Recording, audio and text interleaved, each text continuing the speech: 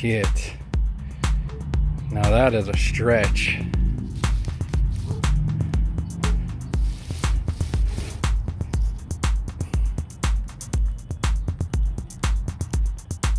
Let's get it done.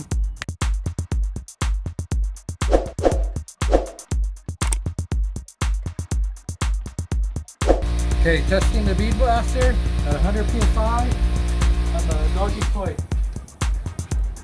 Ready? Ah! Oh, that scared me. God, it scared me. That's cool, huh? Yeah. That's gonna work. Cool? Yeah. Please. Alright everybody, so I'm doing the tires right now, and I will tell you all I have is a tire lever wrapped with blue tape, some ratchet straps, and I will say, and an air compressor. And it's been about 15-20 minutes because I've never done this before on a motorcycle tire or a car tire, only bike tires that have been really tight, mountain bike tires, tubeless, stuff like that. And I did it. See that? So right now I'm just gonna set the tire where I want it with the valve stem. Got the stage 6 valve stems, and then I'm just gonna set the bead. So it's pretty doable. I mean, I didn't think I would make a whole video on it, but I mean it's doable at home, so you can get it done. Just be careful.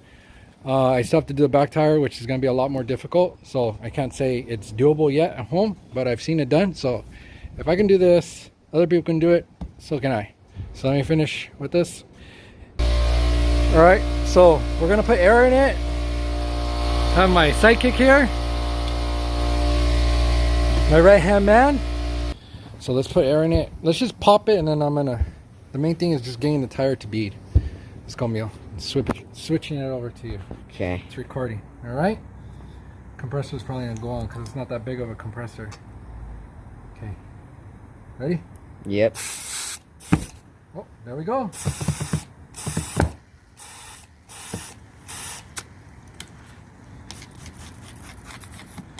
A little bit of soapy water just to help with the process.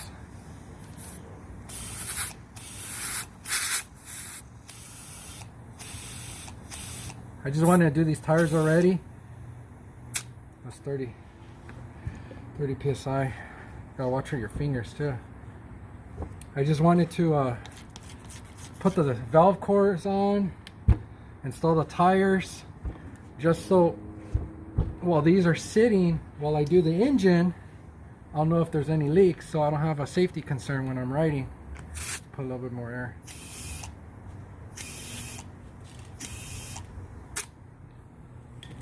Okay, it's 35 psi.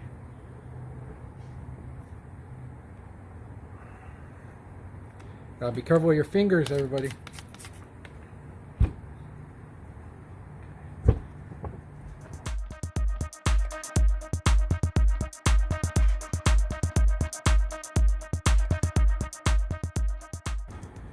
Alright, so we're gonna let this sit a little bit. It should pop in place, and then we'll get back to this video and I'll let you know how it turned out. I don't have a heater, so I can't do that process. Just set it and you forget about it.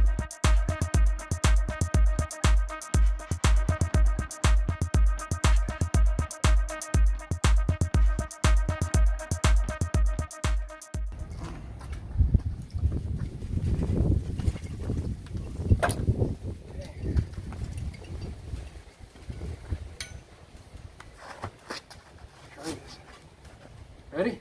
Yep. Ah, come on. Turn it off.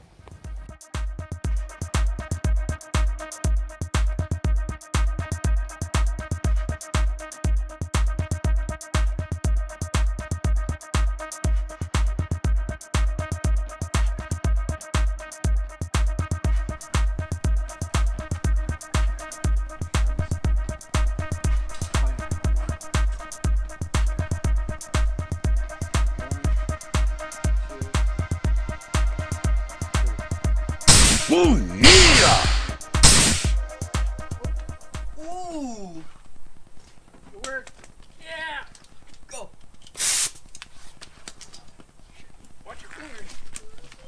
Stay over here, Mio. Okay. I want to see one more time. And now I I gotta. want to see one more time.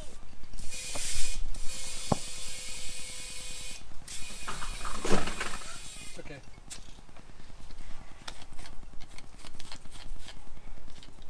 Is it going in? Yeah.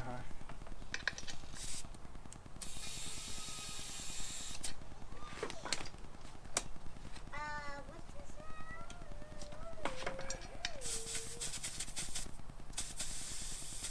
Dad, I can hear that from inside. Like, Open your straps.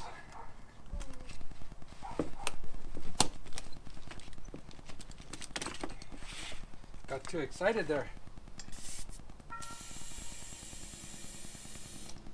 what was that? Okay. That's 28 right there.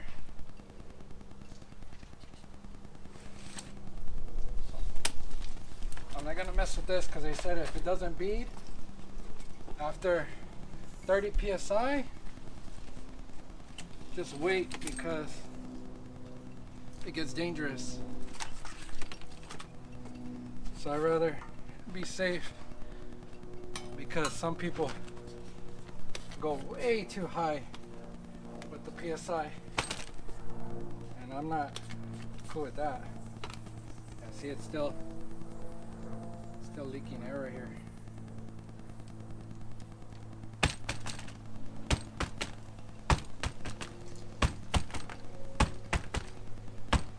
Okay. We'll monitor this and get back to it, but it looks like it's popping in more, so I'd say that's a plus right there. That's good. All right, everybody, quick little update. Now that we got some light out here, I just want to tell you I was able to get both front and rear tires mounted. I did use the bead blaster on this. It took me the second try because if you angle it straight, it doesn't really shoot down into the tire and inflate it. Not too many people mention that when they're doing their own tires.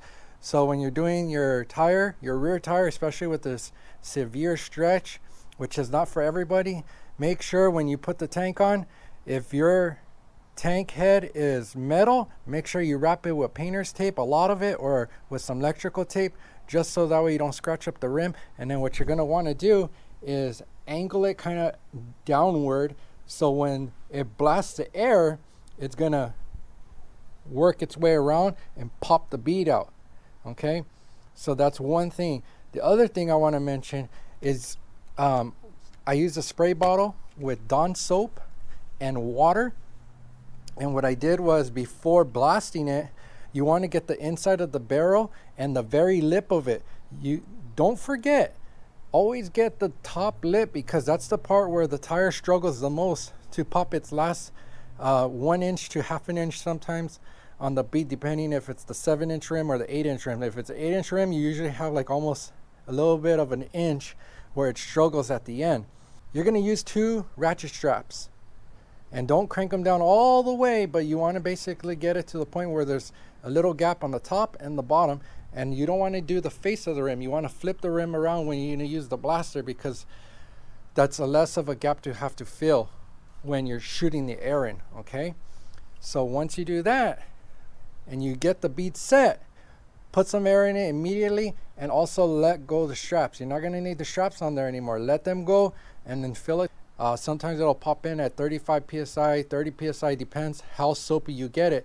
But what I do recommend too is, what I did was I got the Dawn dish soap by itself, put it on my finger, and then I rubbed the inside of the lip of the tire itself on both sides before I blew any air in, so that way it would actually slip really easily into place. So like I said, it took me the second try to blast the bead in, and then what I did was, it was stuck on the other side about an inch or so. So what I did was I inflated it a little bit more with air, left it in the sun, and I made sure to constantly keep lubricating the tire, and then it popped into place. So no big deal.